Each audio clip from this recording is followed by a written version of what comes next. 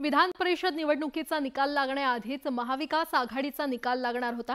निकालात पक्षाच्या उमेदवाराचा पराभव झाल्यास महाविकास आघाडी सोडण्याची धमकी उद्धव ठाकरेंनी दिली होती अशी माहिती वरिष्ठ सूत्रांनी दिली आहे। परिणामी महाविकास आघाडीत तीव्र संघर्ष निर्माण झाला होता। पाहूया।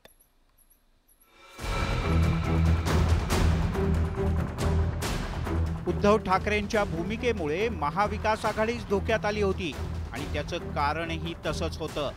विधान परिषदेच्या निवडणुकीत शिवसेना ठाकरे गटाचे मिलिंद नार्वेकर यांच्या विरोधात निकाल गेला असता तर थेट महाविकास आघाडीला सोडण्याची तयारी उद्धव ठाकरे यांनी केली होती। राजकीय संकटाची मालिका इथपर्यंत मर्यादित नव्हती बरं का, कारण उद्धव ठाकरे हे शरद पवार यांच्यासाठी नॉट रिचेबल झाले होते। दुसरीकडे काँग्रेसमध्ये दोन गट पडले। मिलिंद नार्वेकर काँग्रेसच्या मतांच्या पाठिंब्याने आरामात विजयी झाले असले तरी मतदानाच्या आधी काँग्रेस आणि ठाकरे गटात पडद्यामागे मोठं राजकीय नाट्य रंगल्याची माहिती सूत्रांनी दिली आहे। मिलिंद नार्वेकर यांना प्रथम पसंतीची 22 मतं मिळाली।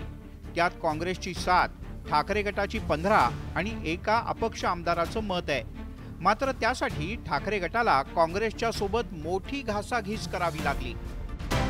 विधान परिषद निवडणुकीच्या आदल्या दिवशी रात्री म्हणजे 11 जुलैला एका हॉटेलमध्ये बैठक झाली।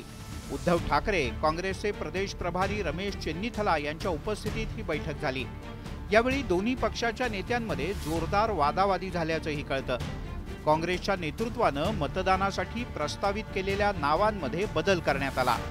नाना पटोले, केसी पाडवी, रमेश वरपुडकर, शिरीष चौधरी, सहस्राम कोरोटे, मोहनराव हंबर्डे आणि हिरामण खोसकर या 7 काँग्रेसच्या आमदारांच्या नावावर ठाकरे गटानं शिक्कामोर्तब केलं।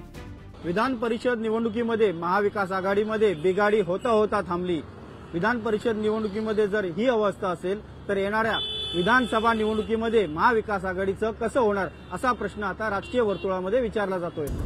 11 जुलैच्या रात्री काँग्रेसमध्ये सुद्धा वादळ निर्माण झालं, कारण मिलिंद नार्वेकर यांना पाठिंबा द्यायचा की जयंत पाटील यांना, यावर काँग्रेसचे नेते 2 गटात विभागले गेले। पृथ्वीराज चव्हाण, सतेज पाटील, नसीम खान आणि नाना पटोले यांनी शिवसेनेला आवश्यक 7 मतांचा कोटा द्यायला पाठिंबा दिला, तर विरोधी पक्षनेते विजय वडेट्टीवार, बाळासाहेब थोरात, शेकापचे जयंत पाटील यांना पाठिंबा देण्याच्या बाजूने होते। मिलिंद नार्वेकर यांच्या विरोधात निकाल गेल्यास महाविकास आघाडी सोडण्याची धमकी उद्धव ठाकरे यांनी देऊन टाकली। त्यामुळे शरद पवार मैदानात उतरले। उद्धव ठाकरे यांच्याशी संपर्क साधण्यासाठी शरद पवार यांनी अनेक वेळेला फोनही केले याची माहिती मिळते। मात्र उद्धव ठाकरे यांनी त्यांच्या फोनला प्रतिसाद दिला नव्हता। त्यातच काँग्रेसचं प्रदेश नेतृत्व त्यांच्या असंतुष्ट आमदारांचा विश्वास जिंकण्यात अपयशी ठरलं।